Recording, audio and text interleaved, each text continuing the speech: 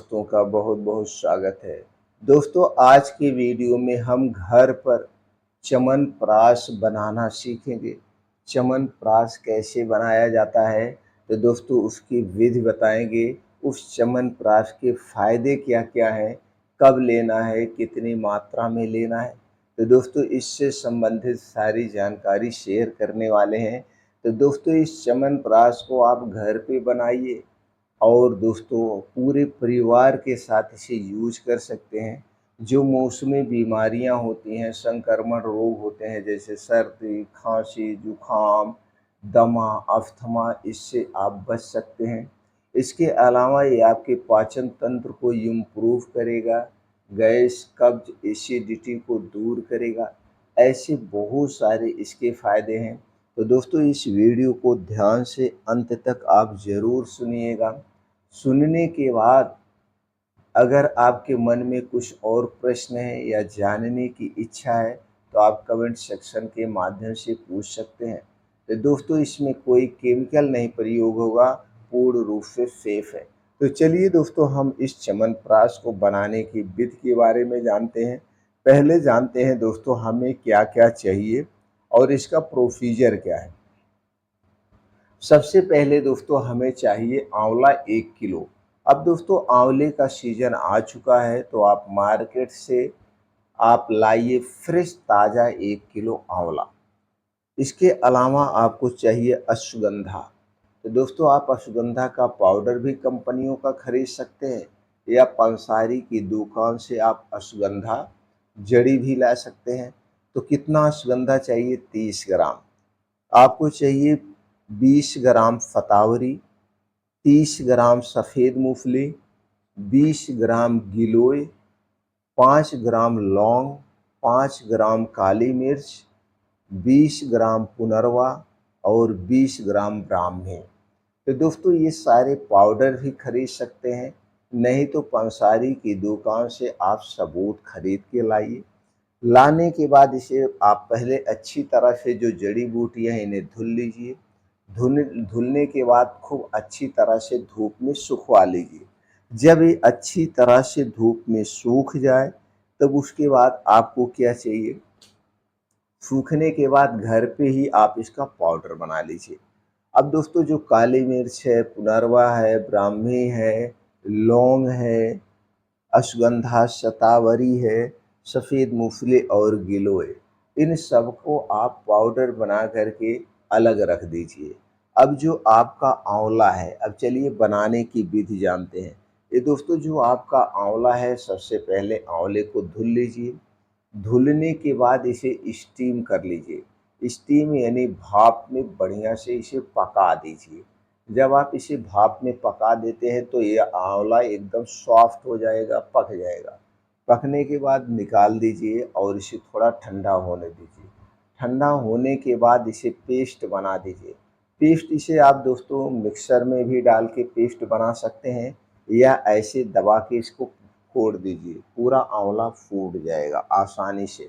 अब आपको क्या चाहिए? आपको कढ़ाई चाहिए और 2 चीज़ें और चाहिए, जो कि दोस्तों आपके शरीर को स्ट्रांग बनाएगी। आपके घर का शुद्ध देसी घी चाहिए। अगर घर का शुद्ध देसी घी है या आपके अगल-बगल का है, तो आप किसी के घर से खरीद लीजिए।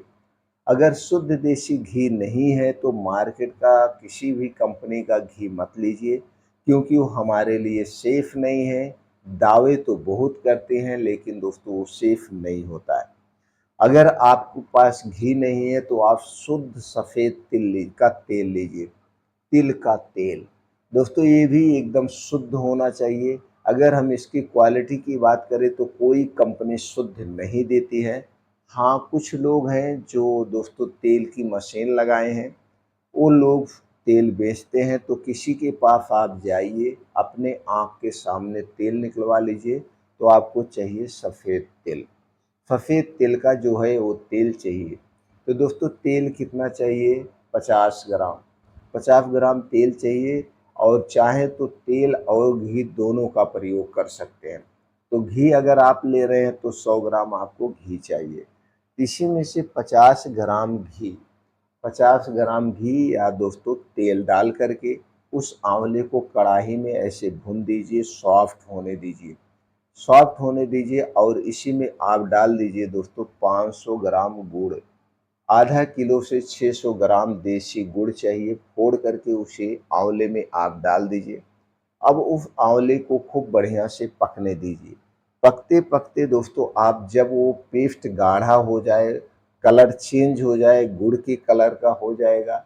अगर आपको मीठा पसंद है तो गुड़ की मात्रा बढ़ा सकते हैं। मीठा पसंद है तो गुड़ की मात्रा बढ़ा सकते हैं। बढ़िया से जब वो पक जाएगा तो दोस्तों उसे उतार दीजिए। उतारने के बाद ये जो आपका पाउडर है, यानी अश्वगंधा वगैरह जो जड़ी बूटियों का पाउडर है, इसे दोस्तों दूसरी कढ़ाई में जो आपका घी बचा हुआ है, वो घी डाल करके बढ़िया से इसे स्लो आंच पे थोड़ा सा भून दीजिए। दोस्तों जब हम इसको स्लो आंच पे भून देंगे तो एक प्रकार का ये जो है वैज्ञानिक विधि हो गया। अभी दोस्तों इसमें जो फीलनपन है वो सब खत्म हो जाएगा और इसकी लाइफ और दोस्तों इसकी क्वालिटी बढ़ जाती है। भूनने के बाद भूनने के बाद अब आपको क्या करना है, सारी चीज़ें एक में मिला देना है। सारी चीज़ें एक में आपको मिला देना है। जब ये सारी चीज़ें एक में मिल जाएगा, अब आपको दूसरी चीज़ चाहिए, वो है शुद्ध शहद। दोस्तों क्या चाहिए? शुद्ध शहद। अब आप किसी भी कंपनी का या जहाँ पे शहद का उत्पादन होता है वहाँ से आप लाइए शहद। कितना शहद चाहिए? शहद चाहिए आपको 600 ग्राम। अब दोस्तों ये जो आपने पेस्ट बनाया है इसे रख दीजिए, ठंडा हो जाएगा। जब ये ठंडा हो जाए तभी इसमें दोस्तों शहद मिलाइए, क्योंकि शहद को ना तो गर्म किया जाता है, ना किसी गर्म चीज़ में मिला के खाया जाता है। तो जब ये सारा मटेरियल आपका ठंडा हो जाए तो इसी में आधा किलो आप मिला दीजिए शहद। अब शहद मिलाने के बाद इसकी शक्ति और दोगुना हो जाती है। अब दोस्तों शहद मिल गया, बढ़िया से अच्छे से मिला दीजिए। अब दोस्तों ये फर्स्ट क्लास चमत्कारी च्यवनप्राश आपने घर पे बना लिया है। बहुत ही आसान हुआ। अब इसमें देखेंगे तो दोस्तों कुल मिला करके आपका 2.5 किलो के लगभग च्यवनप्राश बन गया और ये शुद्ध है। इतना शुद्ध आपको मार्केट में च्यवनप्राश नहीं मिलेगा। अब इस च्यवनप्राश को आप पूरे परिवार के साथ खा सकते हैं या आप खुद खा सकते हैं। तो एक दिन में हमें कितना खाना चाहिए? एक दिन में दोस्तों 2 चम्मच से 3 चम्मच रोज़ सुबह खाली पेट। कब खाना है? रोज़ सुबह खाली पेट।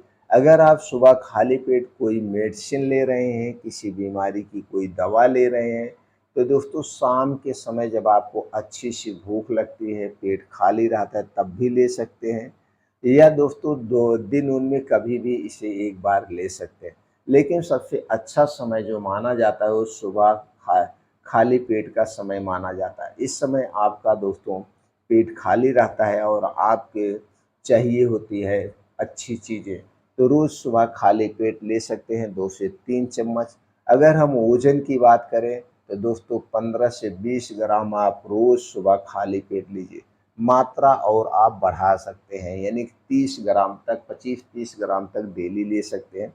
इस तरह से अगर आप इसका सेवन करते हैं तो दोस्तों आपकी इम्यूनिटी वीक होगी, आपकी इम्यूनिटी स्ट्रॉन्ग होगी जो वीक हो चुकी है। आपके दोस्तों शरीर में ताकत आएगी, शरीर की रोग प्रतिरोधक क्षमता स्ट्रॉन्ग होगी। इससे दोस्तों बहुत सारे फ़ायदे हैं। नसों की कमज़ोरी दूर होगी, यानी कि फ़ायदे हैं, इसके कोई नुकसान नहीं है। अगर हम इसके नुकसान की बात करें तो इसका कोई साइड इफ़ेक्ट और नुकसान नहीं है, क्योंकि इसमें जो आप गुड़ डाले हैं, शहद डाले हैं, नेचुरल मिठास है।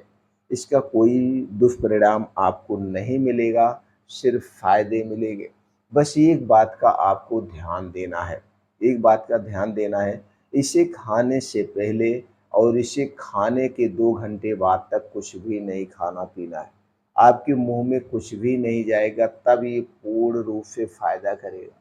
कुछ लोग हैं च्यवनप्राश को दूध के साथ खाते हैं, दूध के साथ नहीं खाना चाहिए, ना तो पानी पीना चाहिए। बस ऐसे इसको चाट करके आप छोड़ दीजिए। उसके बाद 1.5 से 2 घंटे के बाद ही आप कुछ खाइए-पिएँगे तो दोस्तों फ़ायदा मिलेगा। तो हम दोस्तों उम्मीद करते हैं कि आप लोग घर पे च्यवनप्राश को आसानी से बना सकते हैं, प्रयोग कर सकते हैं और इसके फ़ायदे दोस्तों ले सकते हैं। इसके अलावा अगर आपके मन में कुछ और प्रश्न है या कुछ और जानने की इच्छा है, तो कमेंट सेक्शन के माध्यम से दोस्तों आप लोग पूछ सकते हैं। फिर मिलते हैं दोस्तों अगले वीडियो में ऐसे ही और महत्वपूर्ण जानकारी के साथ।